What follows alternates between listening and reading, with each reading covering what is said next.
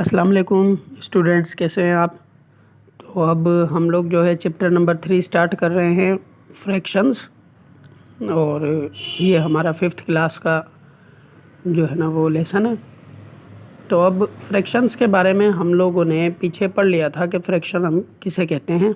ठीक है, तो फ्रैक्शन अगर मैं आप लोगों को थोड़ा सा रिवाइज़ करवाना चाहूँ तो कोई भी नंबर जो अपॉन की फॉर्म में लिखा हो, अपॉन की फॉर्म में, वो फ्रैक्शन है। जैसे 4/3 या फिर 1/2, ये फ्रैक्शंस कहलाते हैं।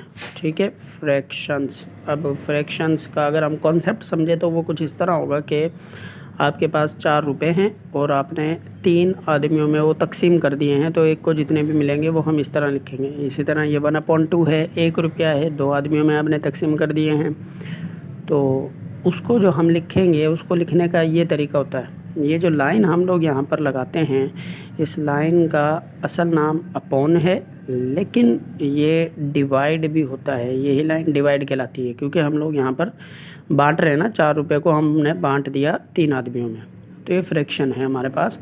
अच्छा, अब हमारे पास फ्रैक्शन भी 2 किस्म के होते हैं। एक होता है हमारे पास प्रॉपर फ्रैक्शन, ठीक है, और दूसरा है हमारे पास इम्प्रॉपर फ्रैक्शन। एक प्रॉपर और एक इम्प्रॉपर। अब प्रॉपर फ्रैक्शन कुछ इस तरह का होगा, जैसे 3/4। ये जो ऊपर वाला नंबर है ये न्यूमरेटर कहलाता है। ठीक है, ये हम लोगों ने पहले पढ़ा हुआ है। ये जो नीचे वाला नंबर है ये डिनोमिनेटर कहलाता है।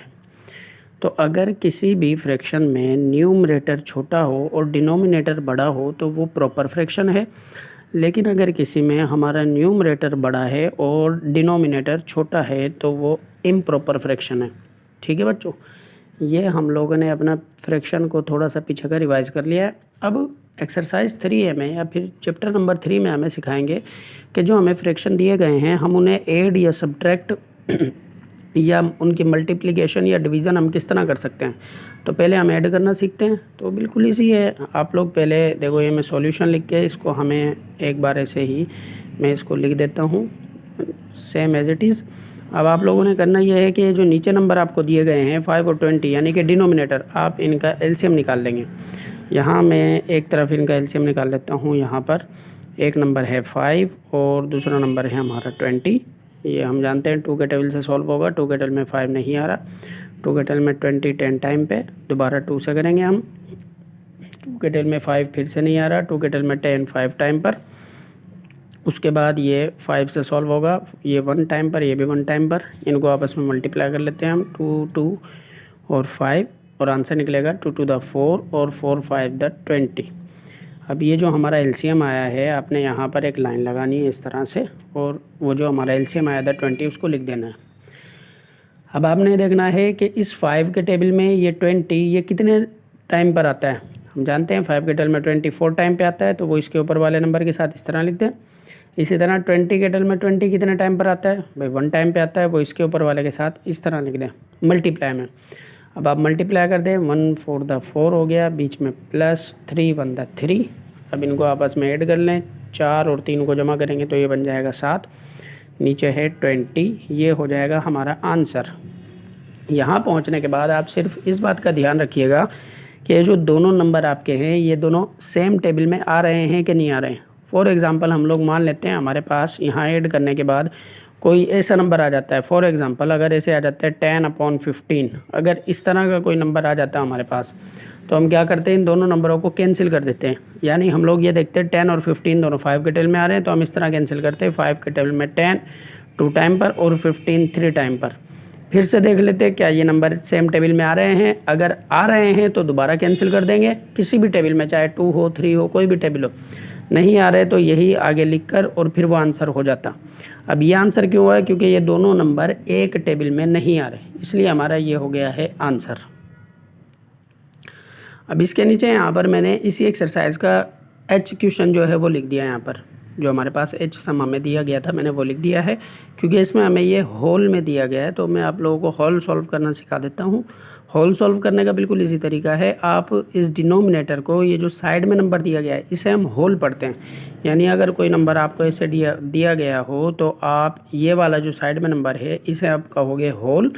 होल का मतलब है ये एक पूरा नंबर है और ये वाला पार्ट हमारा फ्रैक्शनल पार्ट कहलाता है। ये होल है यानी कि 1 होल 2/3। हम लोग इसको इस तरह पढ़ेंगे। अब इसको सॉल्व करने का तरीका ये है कि पहले आप यहाँ पर लिख देंगे सॉल्यूशन।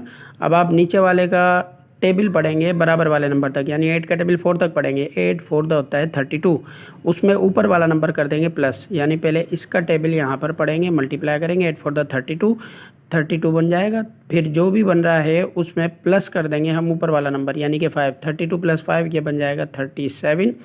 और नीचे आपके पास 8 एज इट इज़ रहेगा, मतलब डिनोमिनेटर ऐसे लिखना है।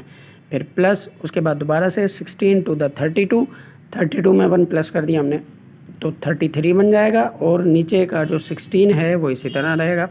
फिर प्लस दोबारा से हम पढ़ेंगे 4 7 the 28 में हम 3 प्लस करेंगे तो ये बन जाएगा 31 और उसके नीचे 4 इसी तरह रहेगा।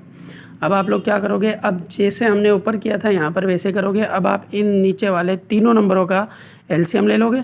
जब आप इन तीनों का एलसीएम ले लोगे ना मेरे बच्चों, तो आपको जो एलसीएम मिलेगा वो मिल जाएगा 16। आपको 16 एलसीएम मिलेगा। ठीक है, साइड में एलसीएम लेना है इसका। अब 8 के टेल में आप देखेंगे 16 कितने टाइम पे आ रहा है, 2 टाइम पे आ रहा है तो 2 इसके साथ।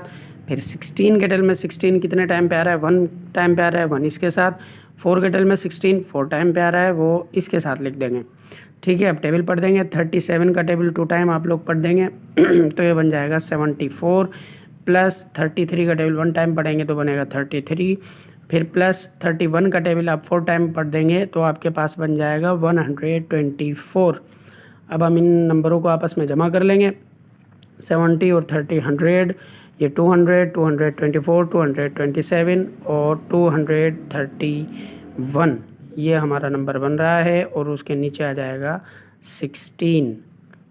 और अब हमें क्या करना है, अब हमें ये करना है, ऊपर बड़ा नंबर है नीचे छोटा नंबर, तो ऊपर बड़ा है नीचे छोटा है तो हमें इसको डिवाइड करना पड़ेगा। अब मैं इसको डिवाइड कर लेता हूँ, यहीं बराबर में डिवाइड कर लेते हैं हम इसको।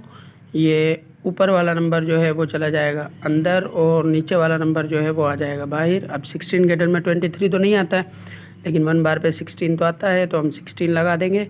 और अब हमारे पास देखो बच जाएगा 23 में से माइनस कर दी हमने 16, तो पीछे हमारे पास बच जाएगा 7। 1 हम आगे से उतार लेंगे। अब 16 के टेल में 71 नहीं आ रहा है, लेकिन उससे छोटा 64 आ रहा है। 4 टाइम पे हम लगा देंगे 64 और हमारे पास जो पीछे बच जाएगा वो होगा दोबारा से 7। अब हम देख सकते हैं आगे से कोई नंबर ही नहीं उतरने के लिए। तो अब हम ये जो हमारा आंसर है इसको हम अपने यहाँ पर इसके सामने लिख देंगे, लेकिन होल में। वो लिखने का तरीका ये है, आप ऊपर वाले नंबर को पहले लिख दें, यानी कि 14, साथ में फिर अपॉन लगाएं। अब जो नीचे नंबर आ रहा है उसे आप ऊपर लिख दें और जो आपका साइड वाला नंबर था उसको नीचे लिख दें, उसको हम लिख देंगे नीचे। और ये हो जाएगा हमारा आंसर इस तरह से। Thank you.